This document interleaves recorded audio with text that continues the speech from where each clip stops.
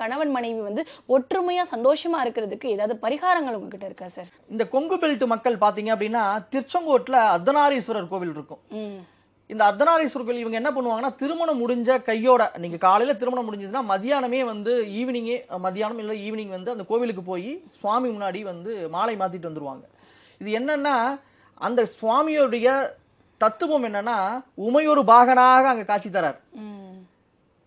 இறைவன் வந்து பார்வதிக்கு ஒரு இடபாகத்தை கொடுத்த ஒரு ஸ்தலம் என்னன்னா, அது வந்து திருச்செங்கோடு அர்த்தநாரீஸ்வரர் ஸ்தலம் தான்.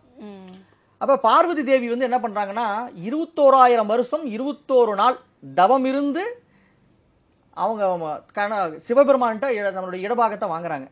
அப்படி பெண்ணிற்கு முக்கியத்துவம் சமபாகம் கொடுத்த முக்கியமான இடம் இது அதுதான்.